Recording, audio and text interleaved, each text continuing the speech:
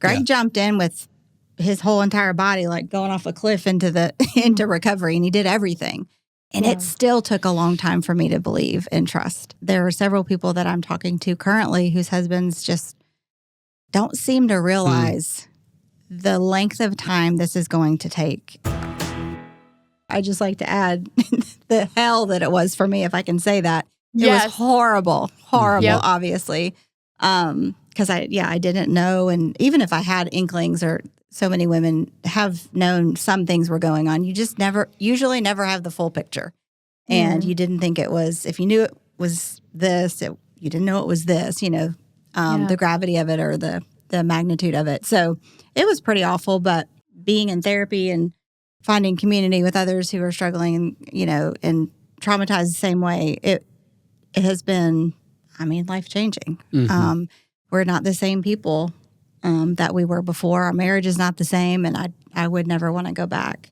I used to want to go back to where this didn't happen, but then I wouldn't know. And it's like, well, I don't want that. I want it to have never happened. And so that's not possible. So, just leaning into the work and kicking and screaming a lot of the way was my story. Greg being exposed and finally it's out. There's a lot of freedom there. And I get that because he's been hiding this whole, his whole life. And I've just found out. So it made sense to me, but it was maddening as well that he seems great now. And I'm just finding out and just like under the rubble. But yeah, kicking and screaming I went. And here we are. So I think that's important, though. I think we need to hear that because often we forget that the journey, it's messy, it's hard, it's painful. It's not somewhere we want people to have to experience that. But the reality is that's what it's like going through this with your marriage. And I kind of want to pause there for a minute because we have so many listeners and so many members here at Covenant Eyes that are in that same place right now. And maybe they're just getting started. Maybe the disclosure was just made. And so they're in those really dark moments. Can you offer them some wisdom of, how with God that, things will get better day by day, but it's going to be an up and down journey? Yeah.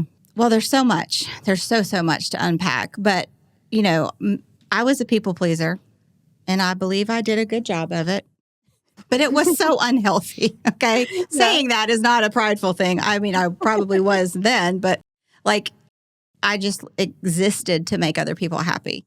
And that's how I felt valued and important. And so whenever all this blew up, that was the start of things changing for me. Now, I didn't know necessarily, and I didn't have, words for all of that, but I knew right away it was just this automatic, we have to fix this. We had a great reputation. We were a good couple, this would never happen to Greg and Stacy, and I had to fix that. And so there was a lot of stuff that I did, like put things on Facebook, how much I loved him. And then I'm screaming at him at home because I'm so angry, and I did love him. It was as sincere as I could be. I meant it in the moment. But when I look back, I know really what was going on. And so I think when you're in that beginning stage, feel everything. Let yourself feel. Give yourself permission to feel whatever you're feeling. And if you express anger or things that good Christians, whatever that means, don't say, which is actually not authentic or true. So I would say that good Christians would actually get angry and say what they feel because this is not right. And so, it takes time, like you said. It takes time to see if the spouse is going to do the work. Greg jumped in with his whole entire body, like going off a cliff into recovery, and he did everything. And it still took a long time for me to believe and trust.